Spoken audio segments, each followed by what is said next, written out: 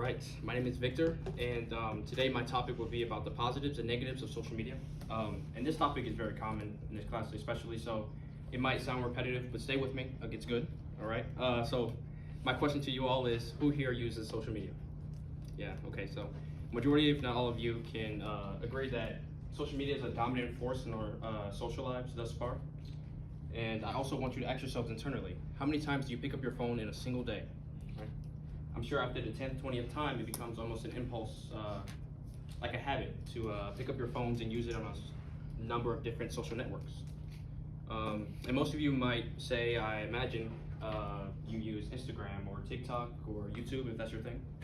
And studies show that this is actually normal within our society, but whether it's a positive thing or negative thing is for you to decide. For most teenagers and young adults, social media is a part of our daily lives. It's how we collaborate, how we communicate, how we understand ourselves and each other, and how we understand our world in a number of different ways. But we all know that social media can be more than an entertainment tool. It can be a powerful force that can be manipulated in our modern world. And while social media is good for these things, that it can store information and that it can show creative expression, it can be a very dangerous tool that can limit a lot of the positives and turn them into negatives in a way. But I want to start with the positives because there are many.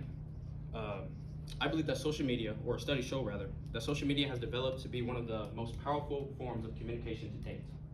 And according to a study by Jabor Shikwi and Tador Singh, social media help connect and transfer ideas, opinions, and many different modes of expression.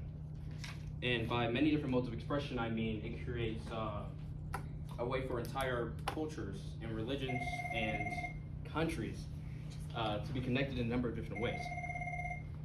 When you really think about it, this is all that we have to our lives, our culture, our countries, and our sense of identity. Entire students of knowledge can collaborate and store information together, joined to one another. Entire business markets can be manipulated and interacted with from anywhere and by anyone. And we can connect on an emotional level, right? Through these skits, through satirical design, and through improv, we can express what it means to feel human, to be human, to feel love, and to feel joy, and to feel sadness, right? And while all these things is true, that we can connect on an emotional level, that we can store information, and that we can show our creative expression, there are still some downsides that can make social media very, shine in a bad light, essentially. And when someone goes about bashing social media, their number one argument is typically going to be mental health. And I'm sure when you hear the term mental health, you go to a number of different things. Anxiety, depression, insecurity in a number of ways. And in an article by Wala Essayed, the author explains that in our early adolescent stage, we start to develop a sense of identity.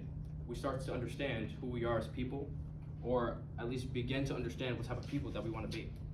And as we grow in this stage, usually at this time, we're indulged into social media in some way.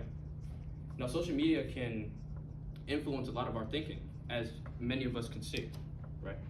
Now, as we grow from late adolescence to early teenage age group, for lack of a better term, we start to, in some ways, build some insecurity about ourselves and how we think we should portray ourselves. Teenagers are constantly comparing themselves to unrealistic beauty standards, filtered photos, and an ideal lifestyle. This idea that you have to live a certain way, you have to be a certain way or look a certain way to feel like you have a place in this world is very dangerous to our mental health and how we see each other. Excessive use of social media can be very detrimental to our lives as well. Things like anxiety, insecurity, and depression can stem from social media in a number of different ways. I think a term that I heard used earlier was doom scrolling. This idea that you stay on social media for hours on end.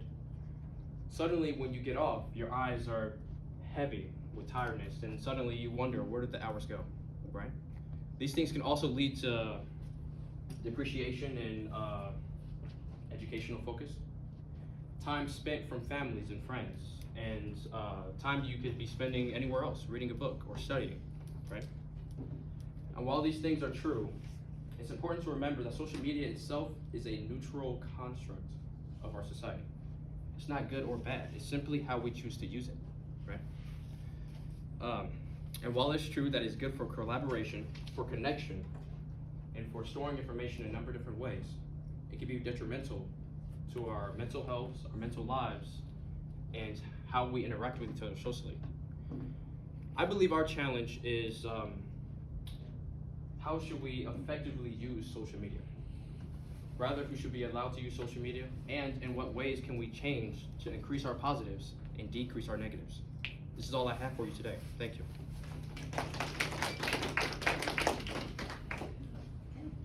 Thoughts for Victor? Oh. The examples are pretty good. The sources he used are pretty positive for his speech. Good ethos built there. Other thoughts? Everything came down to the positive or negative. You can think of when you get half of your own self using social media, and I think that was a good the way he just told the speech. It was like really hard to connect. Yes, definitely. Good use of the sympathetic perspective style too, keeping it very balanced and vibes. Fabulous. Thank you so much for sharing. Ashley.